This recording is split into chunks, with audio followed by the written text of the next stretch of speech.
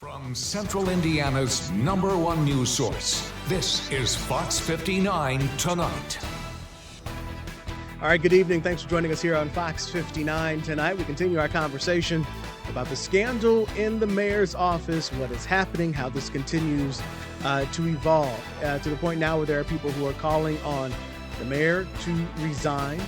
That's really nothing new. There's some people who've been wanting him to resign and not run for a fourth term. But now what is happening with this Thomas Cook situation has now officially had 3 city county councilors, both Democrats, 2 Democrats, 1 Republican, say that it's time for the mayor to resign. Let's be very clear. The mayor's not going to resign. He's not going to.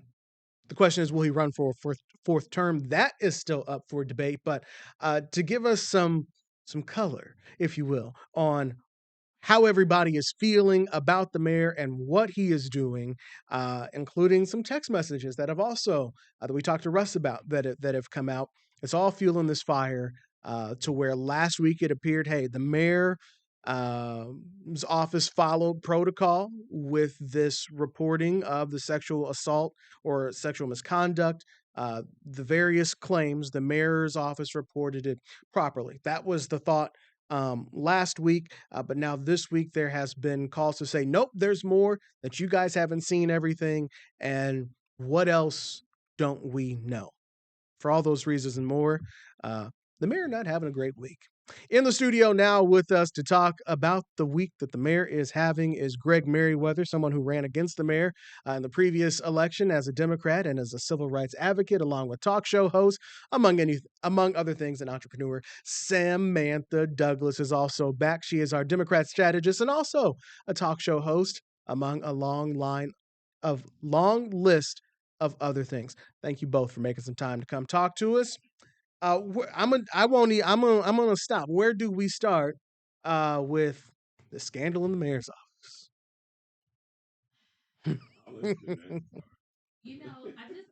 start with the shame of a report that the city council did with Fisher Phillips. But you said something in your opening statements where you were talking about how, like, the response, his office's response, and it was legal, but so was Jim Crow. Right. So it was so we can't, legal is not that shouldn't be where our bar is. That's in the dirt. Well, right? People have said, hey, we can move the bar, but if we stick with the facts is he followed protocol at the time. No, he didn't follow protocol. Does that mean he was legally in right standing, but not necessarily protocol? I but wouldn't say protocol. The point is, and this is where I'm trying to see, there may be things that the mayor outright did wrong here. We don't know yet. So we do know. Sending text messages about poetry, and this is the thing too. The excuse that other counselors, other elected officials were giving about, we've had, you work campaigns, you have late night texts. Yes, 100%. I've had like ridiculously late texts and conversations working campaigns. Let me tell you what you don't have.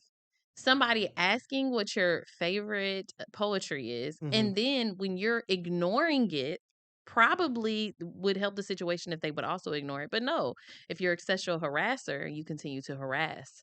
And that's what ended up happening to a young girl, half his age. Like, this is ridiculous and unacceptable. And it's not if he did something wrong. He definitely did plenty of things wrong. And our bar should be higher than what's just he's legally obligated to. Yeah, because I agree. Real quick, no, here's what I'm saying. There are different chapters of this, and you have to look at them individually. You have what happened in the reporting of the sexual assault and how that was handled.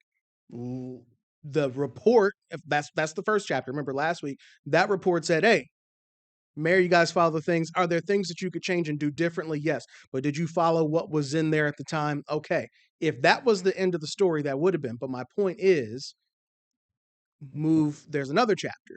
And now it's the chapter of, okay, the mayor did things that people don't like. That wasn't in the original report. So I'm just trying to keep them separate. I'll keep it to the original report.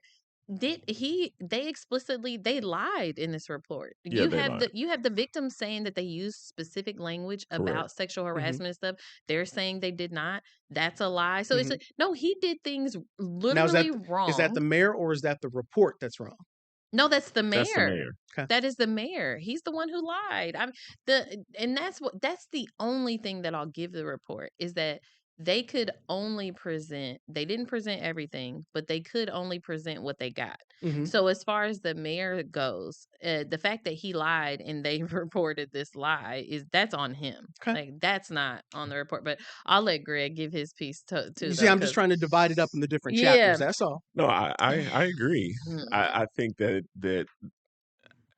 that they did a good job of trying to keep him out of it as much as possible. Mm. I think that when you look at the text messages and all the things that they said in the report Mhm. that are not in the report, then it totally negates the report as being true or even Yep. legal.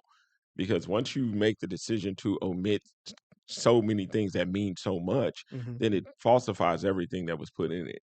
And again, I think for the taxpayers that have to look at a $450,000 debt and it come out to be botched. I remember specifically speaking to a counselor before this report came, and I said, this is probably not going to be a true report. And they're like, oh no, he has no connection with these people, so on and so forth. And I totally disagreed with it. I was like, I promise you, somewhere down the pipe, he has a connection with this law firm that's doing this report. I didn't like the structure of it in the first place. Mhm. And when it all came out, it was exactly what I expected, where a lot of things were omitted and we were supposed to make progress or something as if it was legitimate, and it Mhm. wasn't at all. Not to me. So this is all now turned this week when you move to the next chapter. You've got the city council meeting, and Lauren Roberts is there. She's speaking for the 2 minutes and is stopped when she goes over her 2 minutes. And then that doesn't go very well at all to where the point where she is escorted, drug out of the room. We've got the video for it. And She was drug out the room. that was We were both there. We were both there. we got the video here. Mhm. That was that drug the city council into this, where so now we've got Council President Vop Osili apologizing. That's not an apology, but okay, go ahead. It was not an It was not apology. an apology, but and okay. now, Yeah.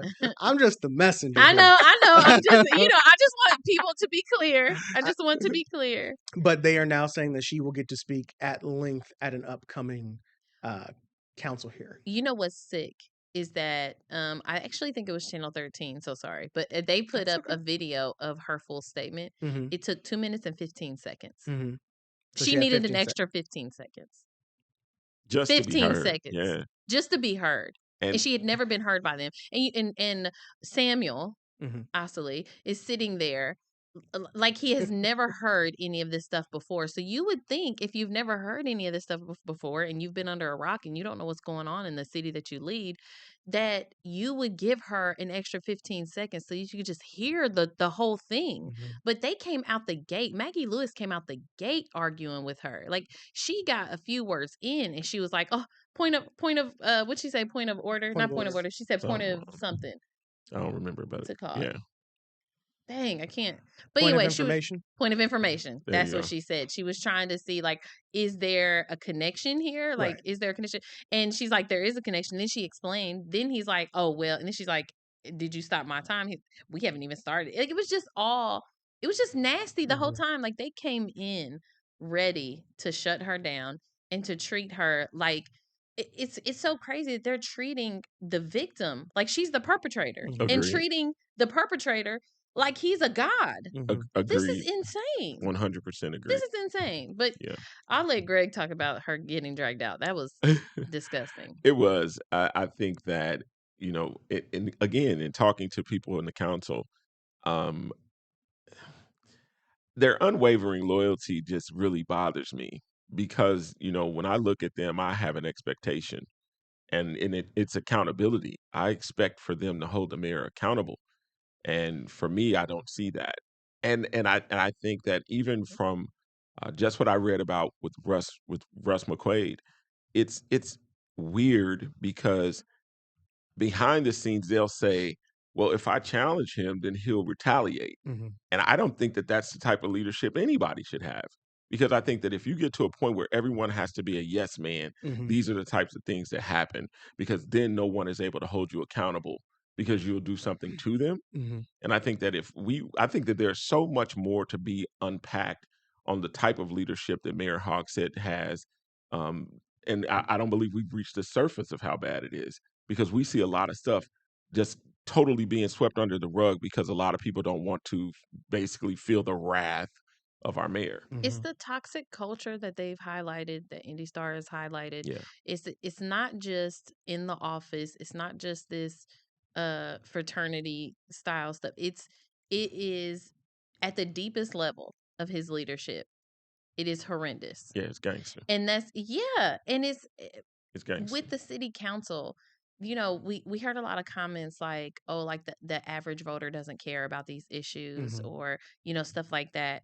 And what's so disgusting about that is yes, the average voter is out here trying to feed their family, is out here trying to figure out life for themselves. Yes, but that's why we elect y'all fools. Like, that's why you're there Yeah. to represent us in a way that we want to be represented in the things that we don't know or don't have a full like capacity to know, right?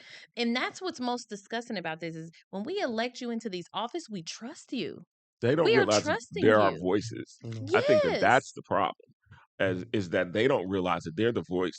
They're supposed to represent their community. Mm-hmm. And when it's all said and done, a lot of these people go in here thinking it's this autonomous type of ordeal that they're sitting in this seat. Or that's And their seat. it's their seat. And this is the thing I said to a counselor.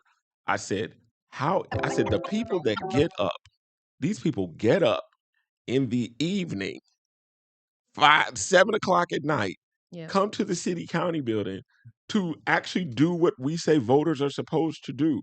You study who you're voting for, Yep. then you vote, then you hold them accountable. Yep. These are those citizens. How in the heck do you throw them out? Yep. And for me, I've seen it time and time again where Samuel makes the decision of hitting the buzzer and That's a throwing people fact. out. That's a fact. Because this isn't the first time. It's not That's the the other first thing time. too. This isn't the first time. And I said earlier that wasn't an apology, because at no point in there did he apologize, say he is apologizing, say I'm sorry, say anything, any language like that. He said he was wrong and he should have did something different. That's not good enough for me, especially when you've done this before. We've went off about it before. And it is obviously well, it's better to ask forgiveness than for permission, and I'm just going to do whatever I want to do. Yeah. And again, this is a trickle down from culture, from our city's top leadership. Agreed. Number one, seat number one. I do recall in the other meeting where he threw the guys out, and then they were actually in wheelchairs. And I remember the second guy came I up can't stand and he said, I can't he stand looked Greg. at him, he said, "Didn't I just throw you out?" And he said, "That He wasn't me." confused them. He confused one guy in a And he wheelchair with said, another one. "Well, get him out of here too."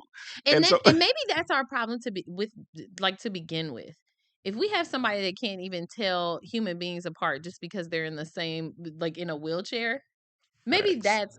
that's the problem. Maybe he just should not be in leadership, period. I That's agree. I mean that's just what it seems like. A lot of these quote unquote leaders should not be in leadership. I agree. So again, that was another chapter. All this Mhm. just from in the past couple of days. Sure. Yes. So now you've got the chapter at the city county council. Sure. Mhm. But now there's also we talked about these text messages Mhm. from Joe Hogsett. I will show the Substack of Lauren Roberts because it has Mhm. all of the Yep. text messages. She sent them 50 pages, by the way. Yes. 50 pages of stuff to information. Fisher Phillips, and they used like that much of it. Yeah. Here is from her Substack. These are the texts that are from 2015, where Joe Hogsett is campaigning to be mayor for the first time, and they're having a regular conversation. Actually, that's the wrong one. Here we go. They are having a general conversation at 4:00 in the afternoon. The mayor has to be at 100 Black Men tomorrow morning at 8:00. And in this conversation, after they've got all the details down about a guy named Cam apparently coming to pick them up, the mayor, then candidate Hogsett, says Tell Blank that he has got to get my approval since I'm older than your dad.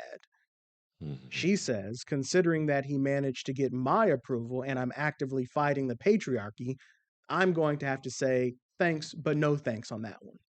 Hogshead says, does he appreciate how feisty you are?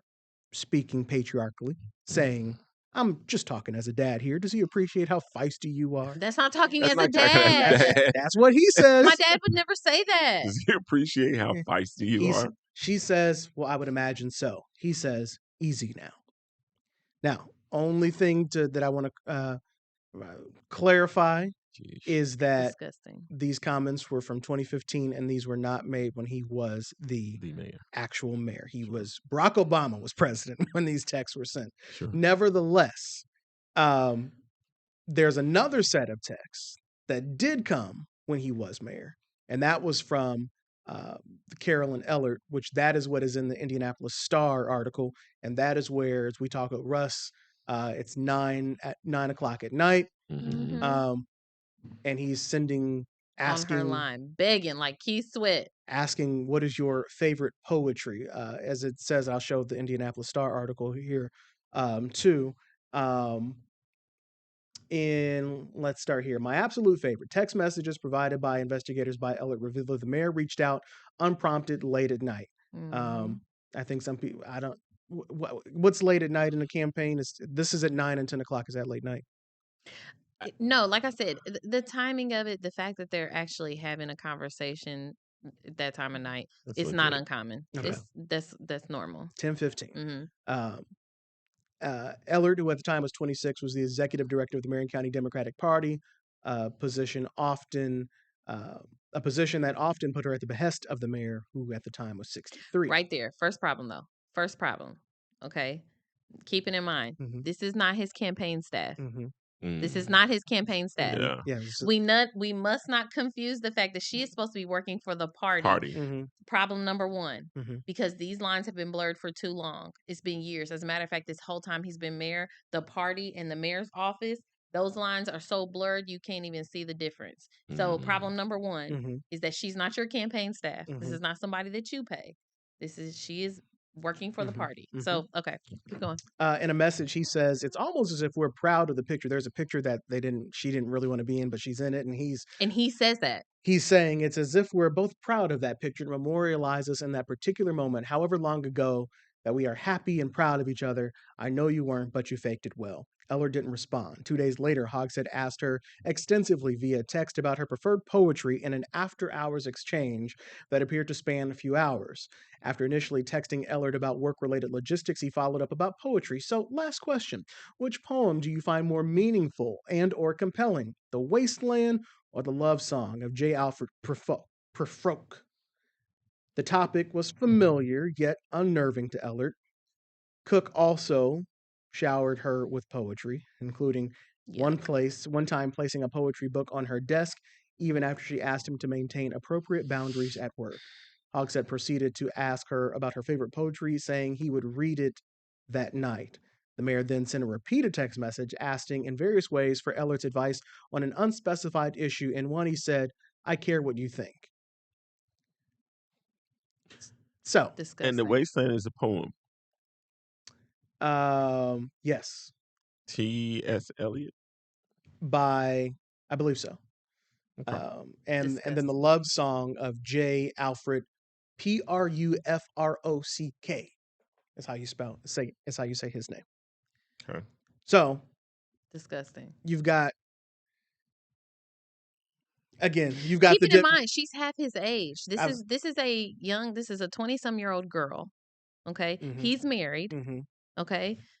This is all out of pocket. That is not, none of that is, I'm talking as somebody's dad. And this is June 2020. That is disgusting. Well, and I will say different chapters. The other one was 2015. Yeah. And it was a different conversation. Yeah, it doesn't matter. Whereas this is He's 2020. a creep in all of the conversation. No, I'm saying it's different in that one, he was the mayor, and the other one, he was a candidate. And then, but to your point, now he's texting late at night with somebody who doesn't actually work for him. As you Right. said, it's common for you to be talking to somebody on Yes. your team that late, Yes. but now you're texting somebody else who's not actually on your Not team. even on your team. Not even on your team. And those lines should not be blurred for good reason, because there is and this is what we tried to do with the letter to the Democrat Party and stuff. What we've tried to do is to get people to understand that just because someone is a Democrat does not mean we have to support them. It does not. If they are not the right candidate for the job, we should not be doing everything that we can to get them elected. Like, that's just, we should be producing candidates that we can actually get behind and support. And this kind of character, these kind of actions, the way that he is harassing these women, the way that he's such a creep. I just want to say that. Like, this is creepy and disgusting. This should not have been somebody we even supported to begin with. But we have to, as Democrats, as elected officials, as a party, we have to raise the bar on who we are bringing into elected office. I agree. And we should hold that responsibility. Like, it disgusts me that I went into a booth and voted for him. And I hope that other people feel that way too. Now, at the time, obviously, we're just going with what our party says, which is why parties are important. Mhm. Because there's a bunch of people out there, probably most Democrats, most voting Democrats are going to go to the booth and they're going to vote for who the Democrat Party tells them to vote for, because they're trusting you Mhm. and your leadership and your wisdom, and they're trusting that you know more than them, more of the intimate details. And unfortunately, the people who did know more than us failed us. Because if you think that they're the only two, they are not. That's not how abuse works. That's not how harassment works. That's not how flawed character works. If it could happen to them, it can happen to anybody else, and I'm sure it did, and I'm sure they're afraid to come forward. Greg, I haven't asked you about this, but I want to know what you think, because Sam talked about um, holding them to a higher standard, and you're at the city level. There are things that you are supposed to do and can't do, time and a place, decorum, and all that. I think somebody at the city pulled you into a corner and had that talk with you. Yeah. And what is your reaction to this? My reaction to this is, I think that Who pulled you into a corner and had that conversation? I was told multiple times that you don't come in here to make change. By who? At the time, the deputy mayor, and then the other time was basically the chief of police before this chief, basically. Mm. And I think that the mayor has a type. Mm. And what I mean by that is the mayor has a type of person that he picks. And I've always questioned who he picks every time, because the mayor picks people who will shut up and do what he says, period. I remember specifically being the finalist for the crime prevention position, the director, before Shauna Majors. I was a finalist. I had went through the interview. Someone else was picked prior to even Shauna. That person, something happened, that person couldn't take the position. I was called back and asked if I would do the position or do the job. I said yes. Some other people came back, and I remember it was Paul Babcock. And he said, his position, he said, I don't think that you would be great for the position because you would challenge the mayor. And I think that when we look now, we realize that a lot of people who are in these positions will not say a word, and they will go along to get along to keep getting a check while the city is on fire. And I think that when we look at the council, we realize that a lot of these individuals, from Samuel to Maggie to all these people, are not saying a word because they're loyal to this. No matter how bad it could be, they're loyal to this. And I believe that that's the type of leader we have, is one who says, if you're not a yes man, then you're out. Well, Russ was saying when I talked to him earlier that he's talked to city county councilors who have said, if I go against him, then I will never get another street paved in my district. I will have nothing if they'll delay projects. I've heard the same thing. He is absolutely correct. But which is all the more reason why he needs to go. Yeah, it shouldn't be that. And that, like, and there was a comment made at the city council meeting too, where one of the councilors said, like, oh, like, we don't have the power to remove the mayor. He did say that. What's so frustrating to me is we are watching at a federal level okay? A president who doesn't have the power to do any of the things that he's doing. Mm. And we are still sitting there acting like we're handcuffed in a way that's disgusting. It's like, no, you don't have the power to just vote and say, hey, the mayor's gone. No, you don't have that power. Do you have the power, though, to do something? And you do. Listening to these victims is really that bar is in the dirt. That is the minimum. These are your people. These are people who have been abused by leadership that you've supported. That's below the bare minimum. Okay. Beyond that, you can call for his resignation, whether you can that can actually materialize or not. You can still do it to make a clear stance on where you're at. And why is that important? It's important because your whole district needs to know where you stand and where they should stand come this next election. All right, we're going to take a commercial break, and we'll talk more about what's going on in the mayor's office. After this, more Fox 59 tonight coming up.